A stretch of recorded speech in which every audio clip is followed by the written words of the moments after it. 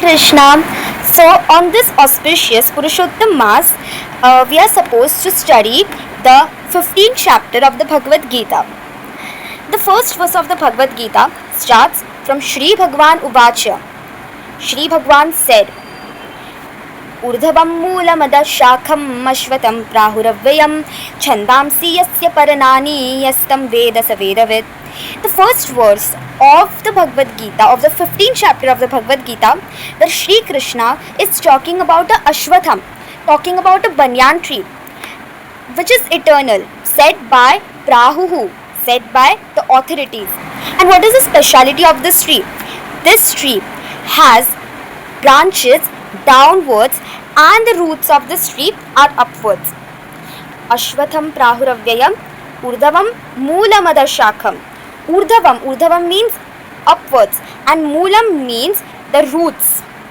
Right, when we say about the what is the root cause of this problem, इसका मूल कारण क्या है? In Hindi we say, right, Hindi we say like that, right? इसका मूल कारण क्या है?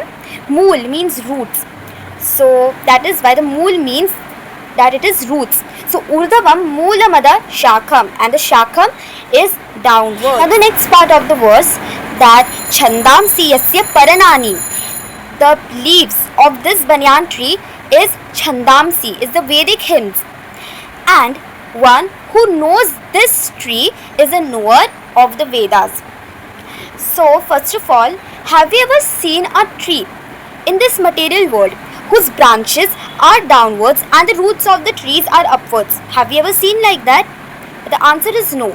We haven't seen like that, right? But if I say yes, we have seen in this material world also, we have seen a tree whose branches are downwards and the roots are upwards. Then, so the answer, so if we go closer to a water pond, right, to a river or a water pond or anything, so if there is a tree beside that water pond, then we can see that the reflection of the tree has the roots upwards and the branches downwards. So here Shri Krishna is talking about the banyan tree, and this banyan tree, which is Ashwatham, means the banyan tree in Sanskrit is said to be Ashwatham, and this banyan tree is compared to the material world, right? Or the material world is compared to the banyan tree, which is inverted.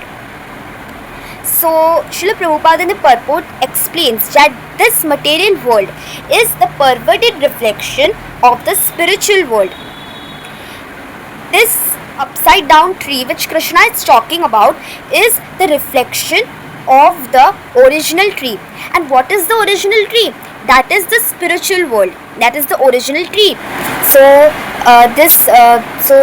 the original tree is the spiritual world, and the reflection of the original tree is the material world, where the roots are upwards and the branches are downwards. Now the next part is Chandamsi Yasya Paranani. Chandamsi means the Vedic hymns. Yasya Paranani, the leaves of this Ashwatham, of this banyan tree, is Chandamsi, is a Vedic hymns. It's compared to a Vedic hymns, and the knower of this tree is a knower of the Vedas. Now in this verse, the Vedic hymns are compared to the leaves of this tree. But if we come ahead onto this verse, then we see that in the verse it is said that the knower of this tree, in the verse it is said that the knower of this tree is the knower of the Vedas, and not the knower of the Vedic hymns. The knower of the leaves of this tree is the knower of the Vedas, right? Just so knowing the Vedic hymns is not enough. So in the purport, Srila Prabhupada says that one who is attracted to the ritualistic process of the Vedas is just attracted to the green leaves of the tree. So they don't know the actual purpose of the Vedas, and they just follow the ritualistic process. The actual purpose of the Vedas is to please the Supreme Lord, is bhakti, to attain the Supreme Lord, to attain bhakti. That is the ultimate purpose. So in this verse, even though the green leaves are compared to the Vedic hymns, but still, just knowing these green leaves of a banyan tree is not enough. It is insufficient. One who knows this entire tree, coming from the roots to its branches, is the knower of the Vedas. So now this tree is situated on a water, as in the previous example we have seen. Right, in this material world we have seen an upside down tree just as a reflection, and where we have seen this reflection, near to the water pond, near to the lake or ocean or anywhere. So this tree is situated on desire. What is the desire? The desire of the living entities, of the conditioned souls, to enjoy independent of Krishna. That is a desire, and by this desire this tree is situated. So by this desire, this tree, this material tree, which here Krishna is talking about, is situated. This material world is the exact replica of the spiritual world, but just there is a difference in the position, right?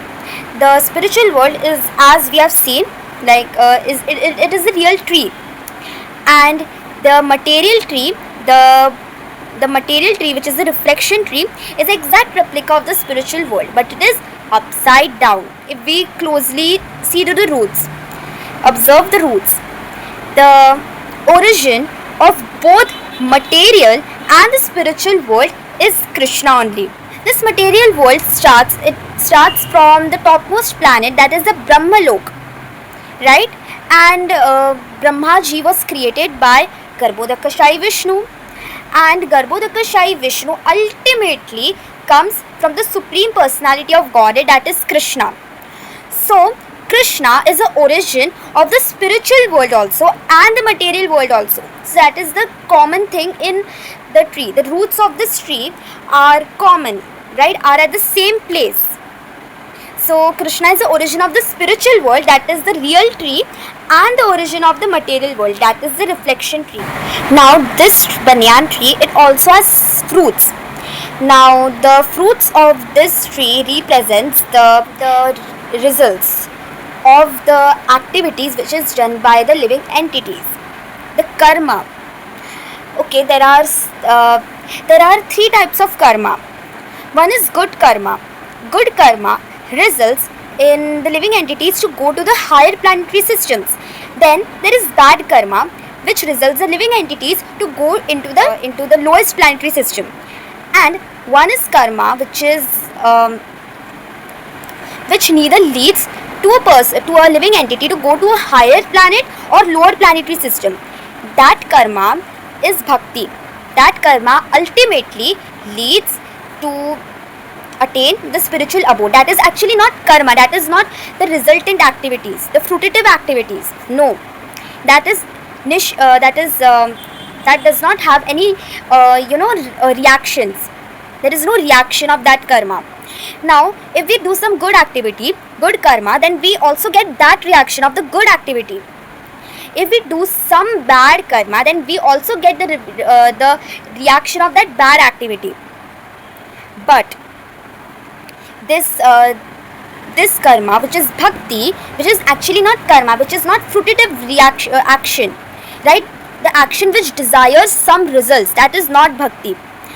So bhakti is something, the actions which does not desire any kind of results, and that action which is performed only to please the Supreme Lord, that is bhakti. The actions which are performed only to please the Supreme Personality of Godhead, only for the pleasure of the Lord, that is bhakti.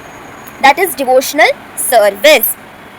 So this devotional service ultimately leads to the spiritual abode.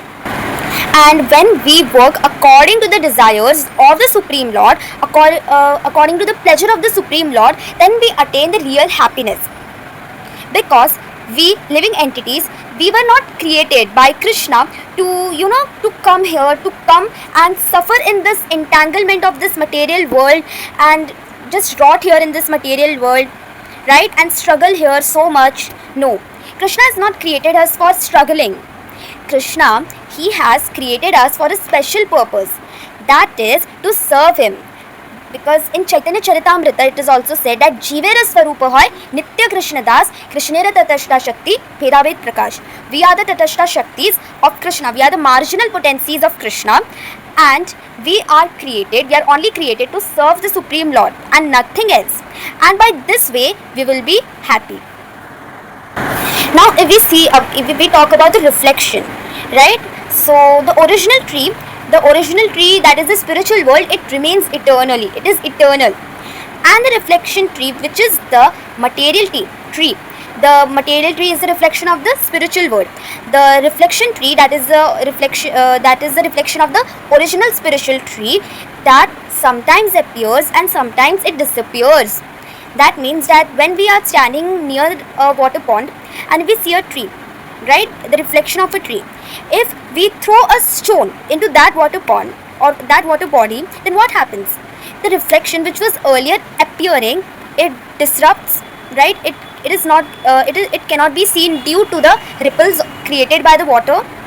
So similarly, this material world, that is so that reflection tree is temporary. That can be diminished, that can be that can disappear just by throwing a stone, right? And the ripples are created, the ripple effect of the water is created, and the reflection tree disappears. So similarly, this material world, it is the reflection tree as said by Krishna.